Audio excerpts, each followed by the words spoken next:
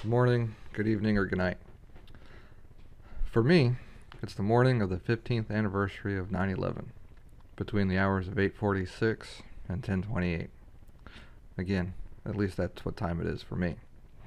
I'm not sure what day or time it is for you, but you might ask yourself, why is that time frame I called out so important?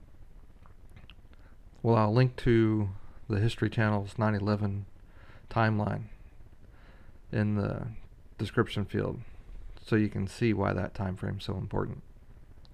But I know what you're thinking. I'm going to talk about 9/11,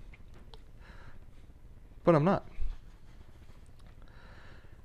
I am a proud American, and I love my country. And like most people, I can tell you where I was the day the world stopped during my lifetime. And hopefully, only the one time it stopped.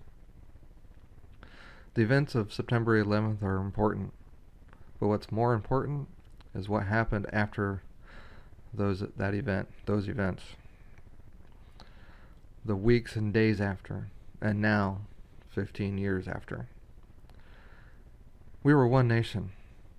There was pride in our country. We stood as one. There was not a single person we could not connect with on some sort of personal level just because of what happened.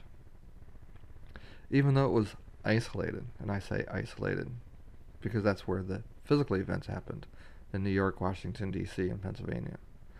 We were all affected. The nation was affected. So where are we 15 years later? We're no longer one nation. We no longer stand up for America, for each other, and for what is right. We are now self-centered and disloyal. We have segregation and hatred. And the weird thing is, the segregation and hatred is not by some towards others, but by some towards themselves. We have turned back into a me country and not an us country. We are no longer one nation. So how did the country become this way? How do we fix it? How do we get back to being the best country in the world? Simple. It all starts with one simple verse of the Bible. It's common sense. It's how we should act. It is simple and easy.